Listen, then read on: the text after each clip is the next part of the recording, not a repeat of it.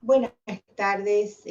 Primero de todo, agradecer al Instituto, al Registro de la Propiedad Inmueble de la Provincia de Buenos Aires por permitirme participar y poder integrar este grupo de gente que queremos el derecho registral, queremos esta actividad que hace tantos años abrazamos y en consecuencia y naturalmente por abrazar esta profesión y esta relación con los registros es que también estamos muy cerca de la ley 17801. Esta ley 17801 que ha cumplido un largo ciclo desde su sanción, que naturalmente ha sido modelo de otras leyes en distintos países de América, que ha sido el fundamento de numerosas conclusiones de congresos y jornadas, pero que, como todo lo que ocurre con el transcurso del tiempo, ha llegado el momento de efectuar algunas propuestas de modificaciones. Hay algunas normas que han quedado desactualizadas en el tiempo y otras que en rigor, más que desactualizadas en el tiempo, tienen que ver con haber generado por la forma o por la redacción o por lo que fue la realidad de algún momento de la sanción, un momento de la sanción, hoy cambiaron y en consecuencia debemos sugerir algunas modificaciones. Voy a empezar, por ejemplo, con los documentos que tienen vocación registral, como ocurre con la norma del artículo 2. Y en este artículo, en lo relativo a medidas cautelares, en el inciso B, hay una enumeración. Hay una enumeración que tiene que ver con embargos e inhibiciones, pero que a su vez dice y demás medidas cautelares o demás providencias cautelares. En rigor, desde ese momento, desde la sanción de la ley hasta ahora, mucho ha cambiado las medidas cautelares que se ordenan. Mucho ha variado con la aparición de medidas absolutamente distintas de las que había en el momento de la sanción. Sin embargo, la doctrina discutió y sigue haciéndolo de alguna manera y por eso cada uno de los registros en sus normas locales tiene interpretaciones normativas distintas sobre si esta enumeración de embargos e inhibiciones es limitativa o es abarcativa de cualquier otra medida que pueda ser enviada a los registros para su inscripción. Entonces, pensamos que tal vez este artículo 2, inciso B, podría modificarse con una frase genérica sin enumeración, para evitar pensar si es la única medida o las únicas medidas incluidas, o también podemos agregar todas aquellas que vayan surgiendo procesalmente o que se ordenen en sede administrativa. Es decir, que este artículo 2 podría tal vez decir simplemente medidas cautelares. Con eso ya tendríamos un elemento importante que nos evitaría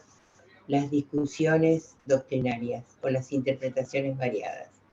Otra norma que me parece importante analizar es el artículo 9, es decir, lo que implica la calificación de los documentos que ingresan al registro y la posibilidad de establecer las inscripciones provisorias con el documento observado. Nos preocupa la no posibilidad de observar los documentos judiciales. Y cuando digo la no posibilidad de observar documentos judiciales, en rigor me refiero a que ya tenemos antecedentes jurisprudenciales donde se ha considerado que el registro no puede observar los documentos judiciales porque habría un conflicto de poderes. En rigor no lo hay. En rigor entiendo que el registro, como ocurre en otros países, como por ejemplo en España, tiene que poder calificar los documentos judiciales previo a la inscripción para evitar que queden publicitados en el registro documentos que o no han cumplido con la competencia del funcionario que podía enviarlos o autorizarlos, o que no tiene la forma que debiera tener, o que no cumple con algún principio de los que el registro debe calificar, no que tiene el derecho de calificar, sino que debe calificar, como por ejemplo los principios de tracto, de especialidad, etc. Entonces, nuestra propuesta es, en esta idea de algunas modificaciones a la ley 17801, la posibilidad de que con toda claridad quede incluido en la calificación la posibilidad de observar los documentos judiciales que no cumplan con lo que acabo de decir y que deba seguirse el proceso contencioso normal establecido para cualquier otro documento que haya ingresado al registro. Bien, a su vez, ¿cuánto ha cambiado las técnicas de registración desde la sanción de la ley hasta el momento? Sería de buena técnica, sería muy útil para evitar conflictos interpretativos que se incorporaran la posibilidad de todo lo que son técnicas de registración con sistemas informáticos. Es nada más que adecuarnos a la realidad. ¿Qué otra reforma podemos proponer? Bueno, el artículo 23 de la ley 17801 impone el pedido de certificaciones registrales previo a autorizar actos de constitución, transmisión, cesión de derechos reales sobre inmuebles. Y no lo impone solamente al notario, lo impone también a los funcionarios que autoricen este tipo de documentos. En consecuencia, la aplicación estricta de la norma del artículo 23 implica que los jueces debieran solicitar certificados antes de decretar una subasta, antes de autorizar algún tipo de acto que quede incluido dentro de los enumerados en el artículo 23. Entendemos, el artículo lo dice, sin embargo ustedes saben que no se aplica. Ustedes saben que en los expedientes, el típico expediente de subasta, se agregan informes de dominio, no certificados con reserva de prioridad. Y esto nos ha llevado a encontrarnos con inscripciones de subasta que aparecen cuando tenemos que enfrentar una situación con otro documento notarial porque todo el proceso judicial de la subasta no tuvo reflejo registral. Entonces, tal vez habría que pensar no solamente en mantener la obligatoriedad del pedido de los certificados para reserva de prioridad, sino para los demás funcionarios, además de los notarios,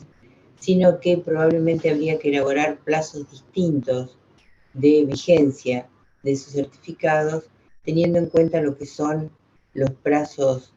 procesales. Por supuesto, siempre aclarando y destacando que el acto judicial, notarial o administrativo, aun cuando se encuentre incluido dentro de los actos previstos en el artículo 23, no afecta la validez del acto, sino que solo estamos hablando de la reserva de prioridad o del ingreso con prioridad directa, y en el caso de los documentos judiciales como la subasta, nos encontramos que por disposiciones técnicos registrales se resuelve el desplazamiento automático de medidas cautelares cuando el tercero interesado puede no tener ningún conocimiento de que se va a producir este desplazamiento porque obviamente no conoce la existencia de la subasta. Otras normas importantes, bueno, para modificar el plazo de validez de los certificados, que en rigor no es validez, sino que es vigencia, primer punto para modificar. Segundo, la existencia de un plazo de 15 días, un plazo menor que el plazo que existe para el resto de la provincia, de 25 días, está planteado en función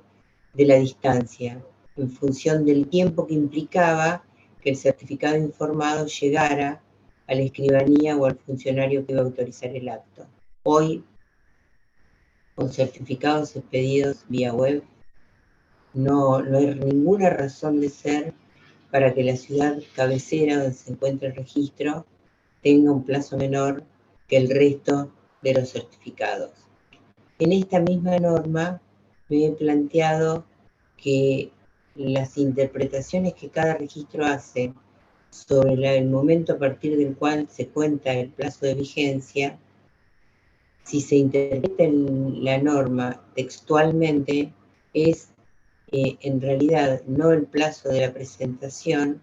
sino, la fecha de la presentación, sino la fecha de la expedición. Y en rigor, la fecha que tiene que tenerse en cuenta y que es la que se aplica en la mayoría de las jurisdicciones es la fecha del ingreso del documento al registro, porque esto es lo que va a permitir efectivamente tener una oponibilidad que concuerde con la prioridad lograda a través del ingreso. A su vez,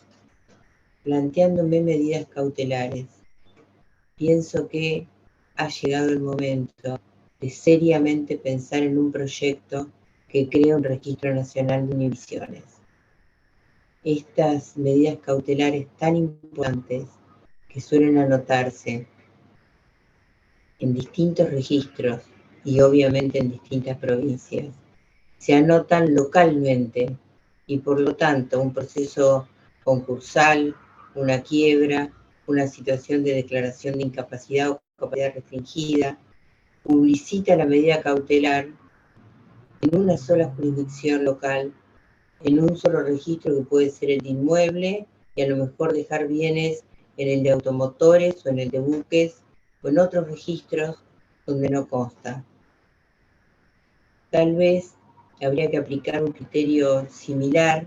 al que estamos aplicando en materia de registro de testamento, donde las inscripciones de las inhibiciones y sus levantamientos se siguen haciendo en la respectiva jurisdicción provincial, pero, sin embargo, se concentra la información digitalizada en un registro único centralizado, que es en el que recaban información todos los registros del país antes de informar un certificado sobre la existencia o no de inhibiciones respecto de la persona humana o la persona jurídica con relación a la cual se está haciendo la consulta. Bien, también nos hemos planteado en cuanto al plazo de caducidad de las medidas cautelares,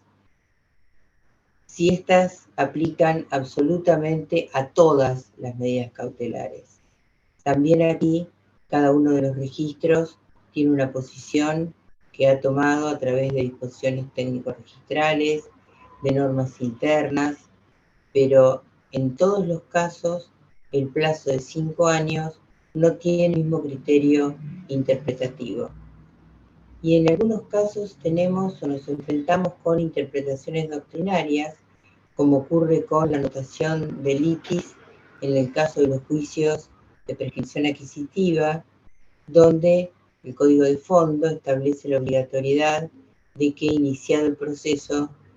se publicite en los registros inmobiliarios la anotación de litis. Y a esta medida cautelar, algunas interpretaciones doctrinarias y reflejo en algunas disposiciones técnicos registrales, ha aceptado que estas anotaciones de litis no tengan plazo de caducidad. ¿Cuál es la dificultad que veo a esto? La dificultad que veo a esto es que no hay conocimiento por parte de quienes acceden a esa información para poder resolver si es o no un plazo de caducidad agotado o no. Por esa situación es que la propuesta es la modificación, fundamentalmente reflejando que las medidas cautelares todas caducan a los 5 años, pero si en algún caso, en alguna situación, porque alguna ley así lo disponga, porque lo dispongan los jueces, va a tener un plazo distinto, como naturalmente puede ser una inhibición en un caso de declaración de incapacidad o de capacidad restringida. En estas circunstancias, cuando se ruede la inscripción, debe rogarse la aclaración de que no tiene plazo de caducidad. De esa manera no será una interpretación doctrinaria o de un registro en particular, que puede ser luego contradecida por una resolución judicial, sino que será concretamente una resolución judicial o una resolución administrativa, como ocurre en los casos de expropiación, que cuando ordene la inscripción aclare que no tiene plazo de caducidad. Y a su vez, estos plazos que a veces tenemos dudas sobre la fecha del inicio, ya no con medidas cautelares, sino con el ingreso de los documentos, también no es el plazo contado desde la toma de razón, sino que el plazo debe contarse a partir del ingreso del documento. Siempre el ingreso del documento debe indicar el comienzo de la cuenta de los plazos. No quiero ocuparles mucho más tiempo con esto, simplemente 2 comentarios más. Me parece que el artículo 9 de la ley 17.801, cuando establece el rechazo de los documentos viciados de nulidad absoluta y manifiesta, debe ser eliminado. Y debe ser eliminado porque no nos resulta entendible que en una mesa de entrada de un registro, en el momento en que el documento ingresa, alguien pueda estar calificando y teniendo los elementos suficientes como para calificar que el documento es nulo, de nulidad absoluta y manifiesta, que a su vez son expresiones que deberán adecuarse al nuevo Código Civil y Comercial. Pero en definitiva, creo que siempre es saludable y coherente con el resto de la normativa de la ley que el registro ante la observación inscriba de manera provisoria. Eso implica protección a la seguridad jurídica sin detrimento de que el acto no sea inscripto en tanto no quede clarificado si existe o no esa nulidad. Y finalmente, algo que tal vez es una posibilidad que requiere una mayor elaboración, pero la experiencia nos indica que son muy pocos los recursos contenciosos registrales que se realizan en la mayoría de las jurisdicciones. Estos recursos contenciosos registrales se evitan porque generalmente se presume que puede haber largos plazos para que se concluyan con una resolución y existe una urgencia del adquirente, de quien es el interesado en esa publicidad registral que se rogó oportunamente. Entonces terminan estas observaciones a veces con conceder una respuesta a esa observación acorde a lo requerido, cuando en rigor el pensamiento es distinto de la observación realizada, el pensamiento del funcionario autorizante. Entonces nos planteamos la posibilidad de analizar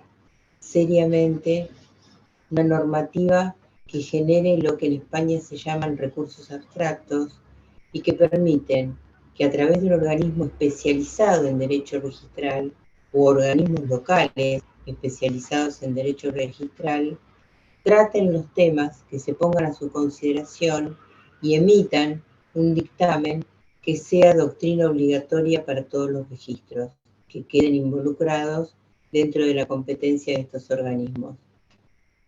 De tal manera entonces que no sea necesario ante el caso concreto, en todos los casos, un recurso contencioso registral, sino que será suficiente con recurrir a esta recopilación de resoluciones judiciales sobre distintos temas conflictivos, a veces doctrinariamente, a veces interpretaciones distintas, inclusive judiciales, pero que podrían permitirnos formar nuestra biblioteca de resolución de situaciones complejas que evitarían muchas observaciones y darían la oportunidad de dar los fundamentos de cada una de las posiciones respecto a los temas consultados. Bueno, queridos amigos del Instituto, gracias por hacerme participar nuevamente y hasta la próxima.